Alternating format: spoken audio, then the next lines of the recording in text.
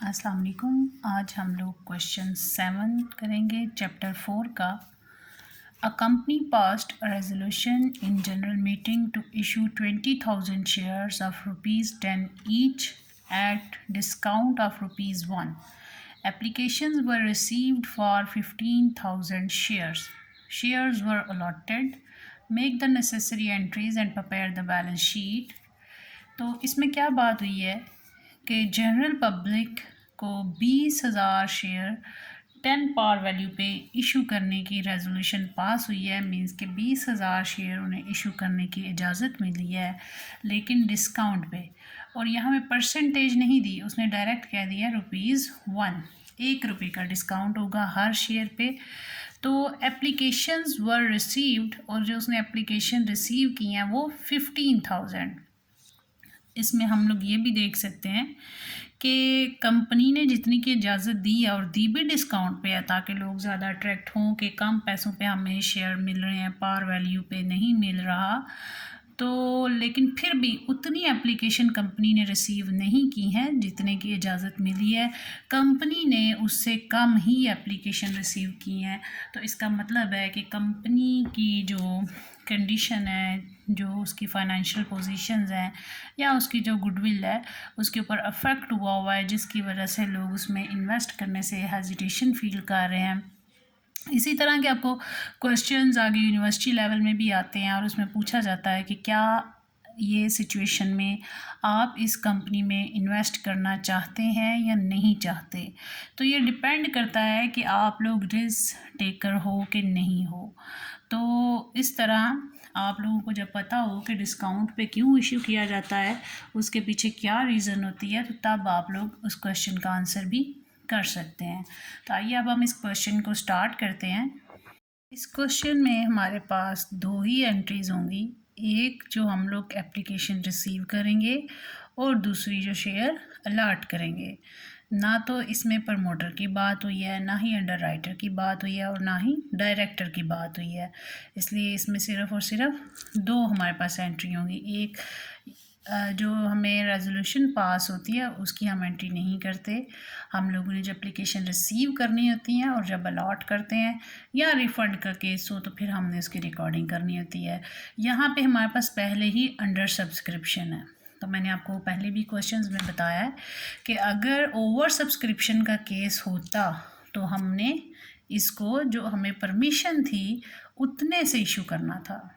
लेकिन ये हमारे पास अंडर सब्सक्रिप्शन का केस है, तो इतने ही नंबर ऑफ़ शेयर अलॉट होंगे।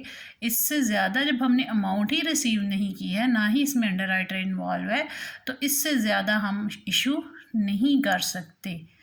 तो इसकी फ़र्स्ट एंट्री हमारे पास क्या होगी कि हम लोग जो है वो एप्लीकेशन जब बैंक रिसीव करता है कितने से करेगा, 9 से, क्योंकि ₹10 है, 1 डिस्काउंट है, 10 में से 1 माइनस होगा तो 9 आ जाएगा। तो 15,000 मल्टीप्लाई बाय 9, उससे बैंक हमारा डेबिट होगा। तो यहाँ पे इसमें कंपनी का नेम हम लोगों को नहीं गिवन।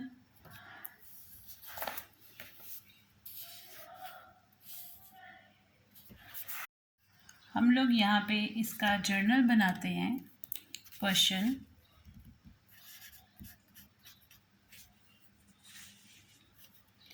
7,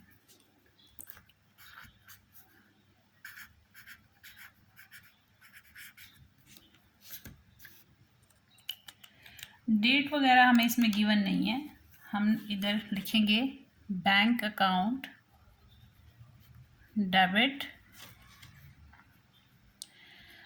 क्योंकि बैंक में पैसे आ रहे हैं, बैंक एसेट है, और जब एसेट्स इंक्रीज होते हैं तो वो डेबिट होते हैं। क्रेडिट क्या होगा, ordinary share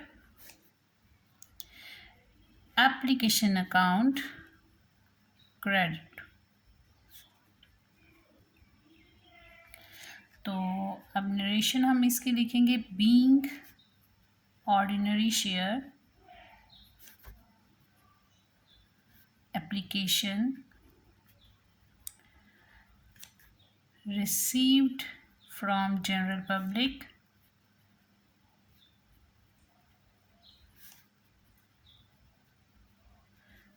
at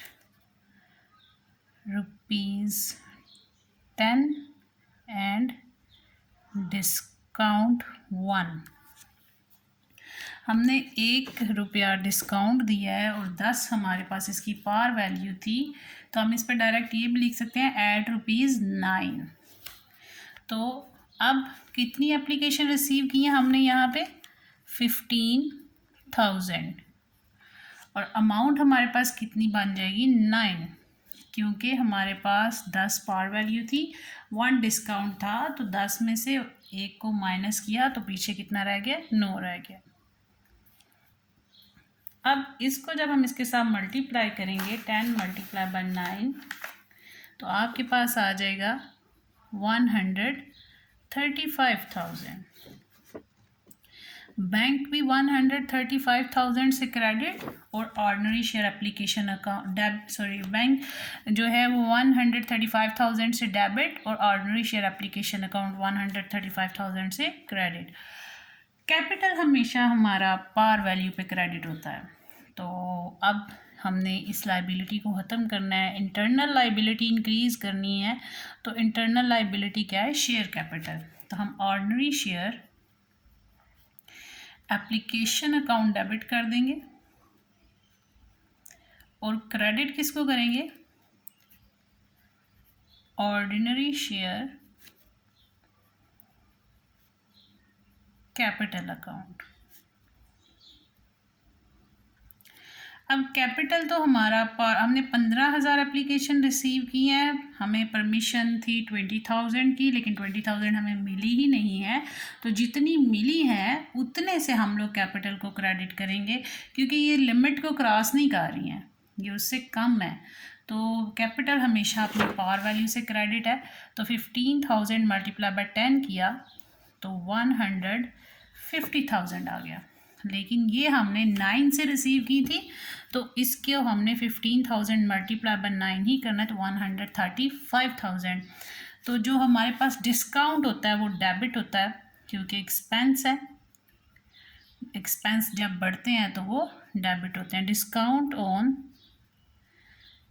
issue of share account, तो ये हमारे पास क्या होगा, डेबिट। कितना डिस्काउंट था, ₹1। अमाउंट कितनी है, 15,000 शेयर्स हैं, मल्टीप्लाई बाय 1 तो 15,000 डेबिट। तो हमारे पास ordinary share application account debit और discount on issue of share account 15,000 multiply by 1 15,000 से डेबिट, और जो कैपिटल है वो हमेशा पावर वैल्यू से क्रेडिट होता है, तो इसलिए हमने उसे 15,000 मल्टीप्लाई बाय 10 करके पावर वैल्यू से क्रेडिट किया है। अब हम इसकी भी नरेशन लिखेंगे, being 15,000 shares allotted to general public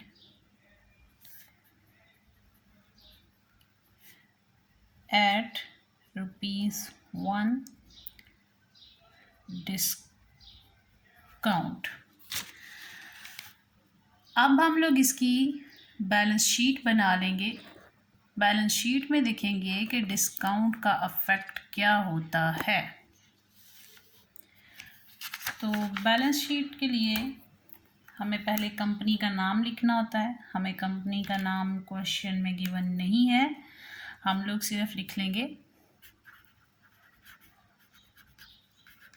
balance sheet as on, date given नहीं है, नहीं लिखेंगे। ये हमारी एसेट्स साइड है, इधर एसेट्स लिखा, rupees, liabilities rupees. First heading हमारी क्या होती है, ऑथोराइज्ड कैपिटल। हमें क्वेश्चन में ऑथोराइज्ड कैपिटल गिवन नहीं है, तो हम उसकी अमाउंट नहीं लिखेंगे, लेकिन हेडिंग उसकी मस्ट देंगे। सेकंड हमारे पास हेडिंग आ जाती है issued, subscribed and paid up capital, मतलब जितनी इशू करने की परमिशन थी और फिर उसके बदले में जो हमने अमाउंट रिसीव की वो सब्सक्रिप्शन है, और फिर ये हमने पैसे वापस भी तो करने हैं जनरल पब्लिक को, इसलिए पेड अप कैपिटल भी है। तो कितने हमने शेयर्स अलॉट किए हैं, कितने से कैपिटल क्रेडिट हुआ हमारे पास 15,000 मल्टीप्लाई बाय 10 150,000 से 15,000 शेयर्स एट ₹10 ईच, तो कितना हो गया 150,000। अब हमारे पास एसेट्स में फर्स्ट हेडिंग क्या आएगी, करंट एसेट, और उसके बाद हम लोगों के पास जो डिस्काउंट दिया है वो डेफर्ड कॉस्ट। तो बैंक हमारे पास कितने से डेबिट हुआ 135,000 से, हम इधर लिखेंगे बैंक बैलेंस 135,000, और डेफर्ड कॉस्ट कितनी है, जो डिस्काउंट है वो हमारे पास डेफर्ड कॉस्ट है, तो discount on issue of share कितना डिस्काउंट था 15,000, तो ये 15,000 हमारे पास डिस्काउंट, टोटल कितना हो गया 150,000, और यहाँ भी 150,000, दोनों साइड हमारी इक्वल है। ये हमारा क्वेश्चन 7 कंप्लीट हो गया। अब हम लोग नेक्स्ट क्वेश्चन करेंगे, question 8। Question 8. Imran Textile Limited acquired the business of MS Noor and Sons. The assets and liabilities of Mr. Noor and Sons at book value are given below. Land and building 50,000, machinery 40,000, furniture 14,000, debtor 5,000, sundry creditor 10,000. The purchase consideration is to be paid by the company in fully paid up shares of ₹10 each, plus the journal entries if the shares are allotted at par, at discount 10%, at premium 10%. तो इस question में क्या बात हुई है कि Imran textile जो है इसने मिस्टर नूर एंड सन का रनिंग बिजनेस ले लिया, मतलब एक चलता हुआ बिजनेस खरीद लिया है, और जो एसेट्स और लाइबिलिटीज़ हैं वो भी उसने साथ ही ले लिए हैं।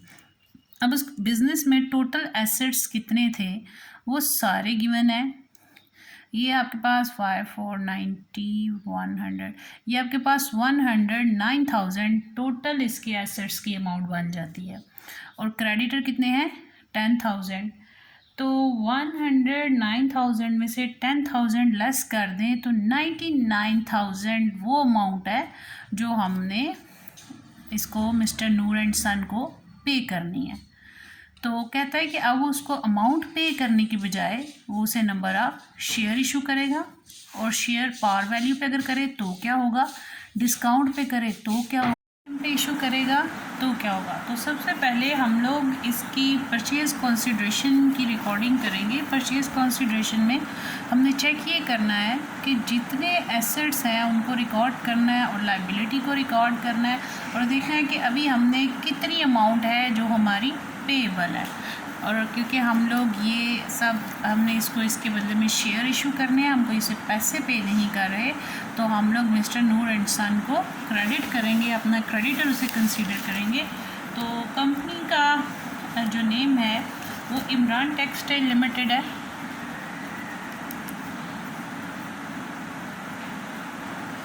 और जर्नल बना रहे हैं हम लोग, date detail rupees ledger folio debit credit. तो डेट वगैरह इस क्वेश्चन में भी गिवन नहीं। सबसे पहले हम लिखेंगे लैंड एंड बिल्डिंग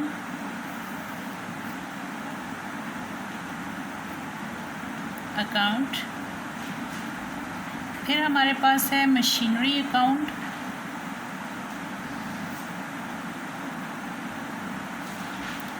फिर हमारे पास फर्नीचर अकाउंट, फिर हमारे पास डेटर्स अकाउंट, और क्रेडिटर भी हमें गिवन है सन्ड्री क्रेडिटर, और रिमेनिंग जितनी भी अमाउंट रह जाएगी वो हमने किसको पे करनी है, मिस्टर नूर एंड सन। अब हम इसको कैलकुलेट कर लेते हैं। 50,000 हमारे पास बिल्डिंग है, 40,000 हमारे पास मशीनरी है, 14,000 हमारे पास फर्नीचर है, और 5,000 हमारे पास क्रेडिटर का है, और 10,000 हमारे पास सन्ड्री क्रेडिटर है। इसका टोटल करें तो 109,000 आता है। उसमें से क्रेडिटर को माइनस कर दें 10,000 को, तो रिमेनिंग अमाउंट कितनी रह जाती है, 99,000। नरेशन लिखेंगे आप इसकी, being assets and liabilities acquired for a purchase consideration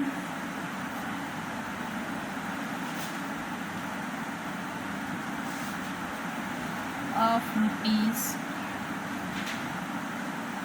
यहाँ पे हमें उसने परचेज कंसिडरेशन की अमाउंट नहीं बताई, इसलिए जस्ट परचेज कंसिडरेशन तक ही लिख लेंगे और ब्रैकेट क्लोज कर देंगे। अब हम लोगों को उसने कहा है पार वैल्यू पे इशू करना है, प्रीमियम पे करना है, और हमने इसको डिस्काउंट पे इशू करना है। तो ए है हमारे पास पार वैल्यू, उसकी कैलकुलेशन हमने करनी है, साथ साथ हम इसकी वर्किंग करेंगे। आपने वर्किंग भी पेपर में शो करनी है कि आपने क्या वर्किंग की, कैसे नंबर ऑफ़ शेयर आपके पास आए हैं। तो वर्किंग में सबसे पहले ऐड पार पे हम लोग number of shares find out करने जा रहे हैं। तो अमाउंट पेएबल लिखेंगे,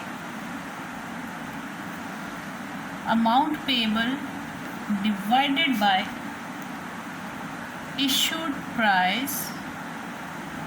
तो नंबर ऑफ़ शेयर हमारे पास आ जाएंगे। कितनी अमाउंट हमने पे करनी थी, 99,000, और हमारे पास पार वैल्यू क्या है, 10। It's mean number of shares हैं 9900 शेयर्स। तो हमने किसको लाइबिलिटी क्रिएट किया, मिस्टर नूर एंड सन को।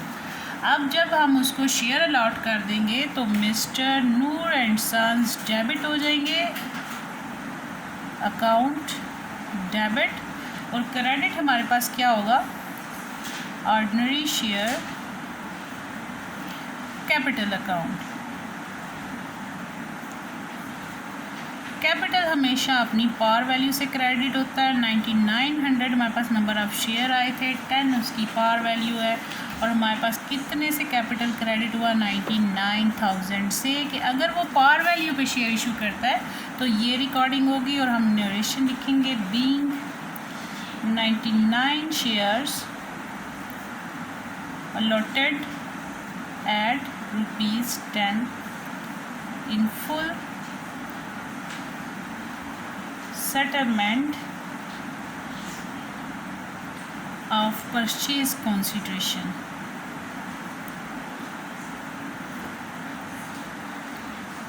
अब हम लोगों ने नेक्स्ट, हमें उसने कहा था कि अगर वो डिस्काउंट पे इशू करता है, तो अब हम number of share at discount निकाल लेंगे। एट डिस्काउंट लिखेंगे, एट डिस्काउंट लिखेंगे तो डिस्काउंट में हमारे पास कितने परसेंट उसने हमें डिस्काउंट बोला था, 10%। तो हम लोग इसका 10% डिस्काउंट निकालेंगे। इसके लिए भी हमारे पास वही फार्मूला है, हम लोग लिखेंगे number of shares, number of share, और जो अमाउंट हमारी पेएबल है, अमाउंट हमारी कितनी पेएबल है, अमाउंट हमारे पास 99,000 पेएबल है, और divided by par value minus discount. 10 का 10% लें तो 1 आता है। देखिए कि आपके पास 10 है, उसका जब आप 10% लेंगे तो आपके पास 1 आ जाएगा। तो ये क्या है, ये डिस्काउंट की अमाउंट है। और ये डिस्काउंटेड अमाउंट कितनी होगी, 9। तो 99,000 में से डिवाइड करें 9 पे, तो आपके पास डिस्काउंट पे नंबर ऑफ़ शेयर आ जाएंगे और वो कितने हैं, 11,000 शेयर्स। अब हम लोगों ने डिस्काउंट पे इसकी रिकॉर्डिंग भी करनी है। तो बी पार्ट में जो हम लोगों ने, अब पहले था कि अगर आप पार वैल्यू पे इशू करो, अब है अगर प्रीमियम पे इशू करें तो क्या होगा। अब फिर जो हमने मिस्टर नूर एंड सन को क्रेडिट किया था, इसको डेबिट कर देंगे मिस्टर नूर एंड सन, क्योंकि हम इसे शेयर्स अलॉट करने जा रहे हैं, इसलिए हमने इसे यहाँ पे डेबिट कर दिया। और क्रेडिट क्या होगा हमारे पास, ऑर्डिनरी शेयर कैपिटल अकाउंट, क्योंकि कैपिटल अकाउंट हमारा हमेशा पार वैल्यू पे क्रेडिट होता है। Ordinary share capital account credit, हमारे पास कितने नंबर ऑफ शेयर आए हैं, 11,000। पार वैल्यू कितनी है, 10, तो 110,000। और मिस्टर नूर एंड सन हमारे पास कितने से होगा, 11,000 मल्टीप्लाई बाय 9 जो डिस्काउंटेड अमाउंट है, तो हमारे पास मिस्टर नूर एंड सन किस अमाउंट से हो गया, 99,000 से। अब हम लोगों ने डिस्काउंट पे इशू किए हैं, तो डिस्काउंट हमारा एक्सपेंस है। Discount on issue of share account को हम लोग डेबिट करेंगे। और कितने नंबर ऑफ शेयर हैं, 11,000, और पार वैल्यू उसकी डिस्काउंट की वैल्यू क्या है, 1। 11,000 को मल्टीप्लाई बाय 1 करेंगे तो हमारे पास डिस्काउंट की अमाउंट आ जाएगी 11,000। अब दोनों को अगर आप देखें, इसको इसमें ऐड करें तो आपके पास यही अमाउंट आती है, 99,000 प्लस 11,000 करें तो आपके पास 110,000 आ जाता है। अब हम इसकी नरेशन लिखेंगे, being 11,000 shares allotted at 10% discount. अब हमारे पास थर्ड हमें बोला था इशूड एट प्रीमियम, तो अब हम लोग नंबर ऑफ शेयर प्रीमियम पे भी निकाल लेंगे। हम देखते हैं उसकी कैलकुलेशन में हमारे पास नंबर ऑफ शेयर क्या आते हैं, एट प्रीमियम। अमाउंट हमारे पास वही है 99,000, तो नंबर ऑफ शेयर हमने निकालने हैं 99,000 डिवाइडेड बाय ₹10 जो पावर वैल्यू है, और प्रीमियम भी इसी तरह 10% है, तो 10 का 10% लेंगे तो 1 आ जाएगा। तो 10 + 1, प्रीमियम में हमने पावर वैल्यू में अमाउंट ऐड करनी है और डिस्काउंट में लेस करनी है। प्रीमियम का मतलब है कि उसकी पावर वैल्यू से ज़्यादा अमाउंट, कितनी ज़्यादा वो उसने हमें बता दिया, 10% ऑफ पावर वैल्यू, तो वो 11 आ गया। अब हमारे पास नंबर ऑफ़ शेयर कितने आ जाएंगे, 99,000 डिवाइडेड बाय 11 करेंगे तो हमारे पास नंबर ऑफ़ शेयर कितने आएंगे, 9,000।